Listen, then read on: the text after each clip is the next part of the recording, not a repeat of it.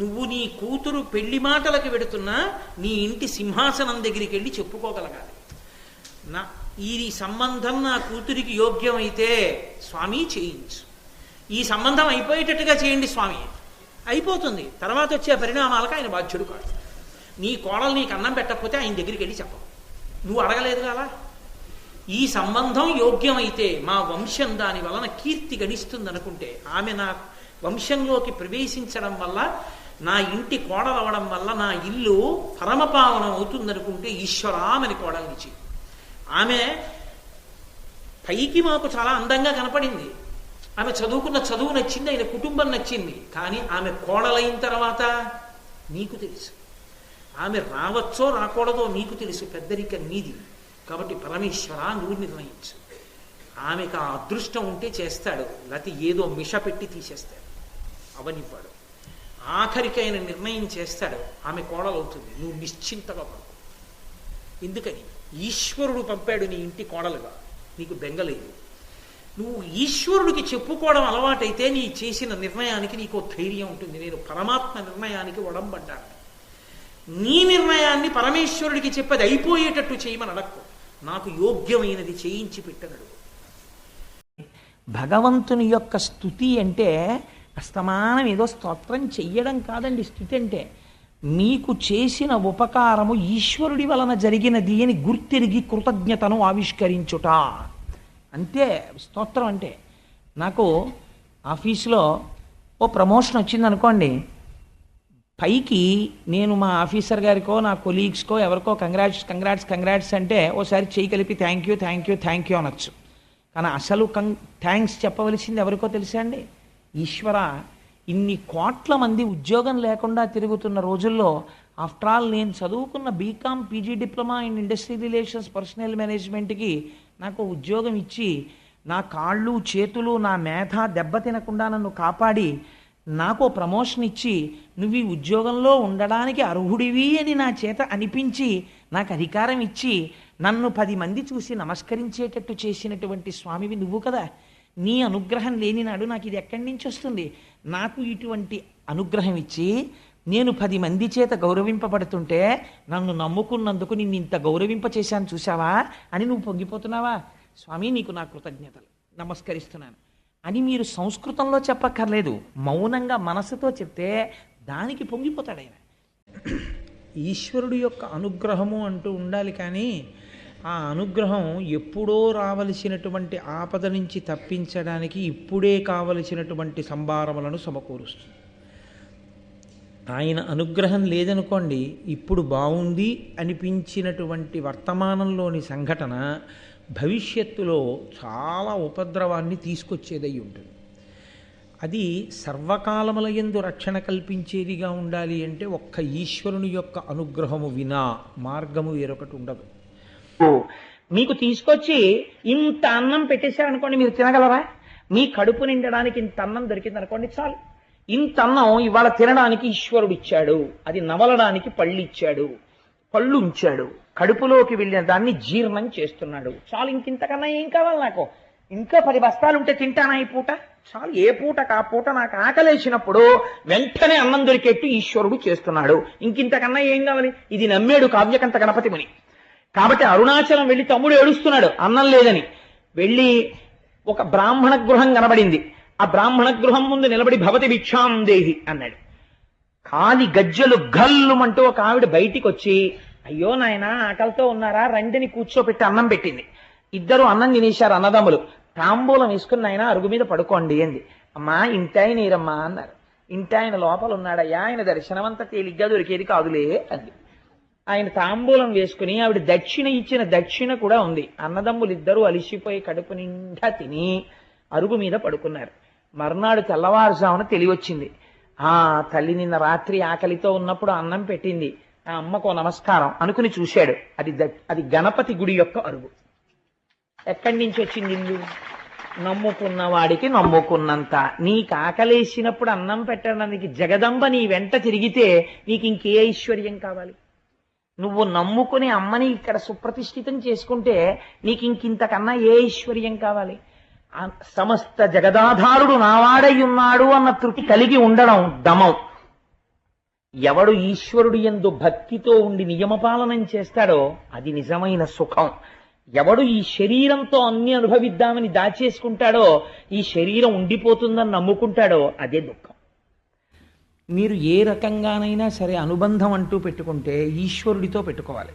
కామోత్కంఠత గోపికలు ఈశ్వరుడితో పెట్టుకున్న సంబంధము కామ సంబంధము.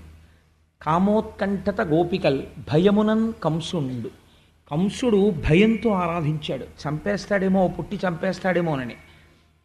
వైరక్రియా సామాగ్రిం శిశుపాల ముఖ్య నృపతుల్, శిశుపాలుడు మొదలైనటువంటి రాజులు ఆయనతో శత్రుత్వాన్ని పెంచుకున్నారు.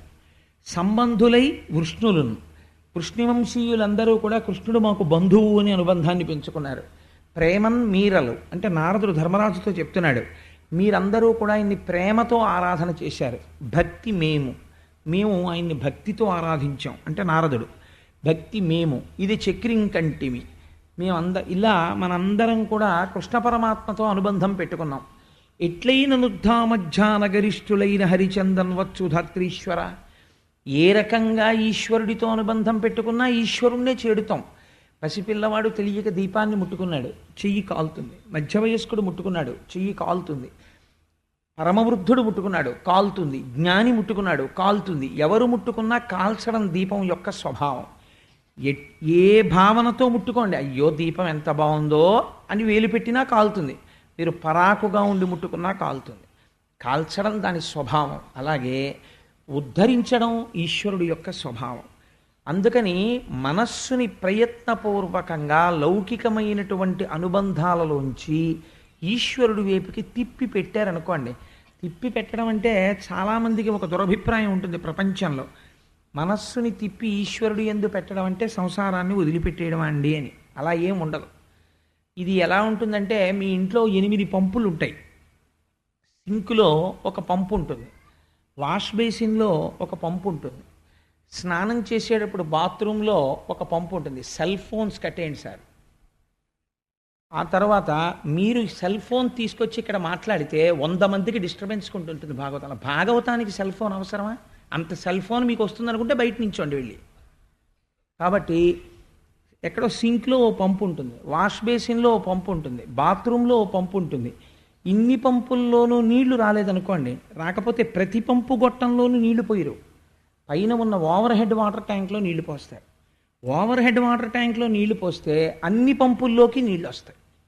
అలాగే మీరు ఎన్ని రకాలైన అనుబంధాలతోనైనా సంసారంలో ఉండొచ్చు. శాస్త్రం ఏం చెప్తుందంటే, భార్యతో ఉంటాడు సంసారంలో, పరమప్రీతితో భార్య యందు సంతోషంగా ఉండొచ్చు.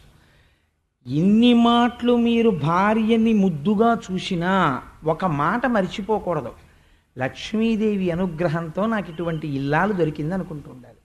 ఈ భావన మనస్సులో పెట్టుకుని మీరు ఎంతగా సంతోషంగా కదలండి. ఇదంతా అమ్మవారి అనుగ్రహం, నాకు ఇంత చక్కటి భార్య, ఇంత ప్రేమ కలిగిన భార్య, నా వంశాన్ని పెంచిన భార్య అని మీరు మనసులో అనుకుంటూ ఇదంతా అమ్మవారి అనుగ్రహం అనుకుంటూ భార్యతో ఉండండి. ఏ దోషం ఉండదు.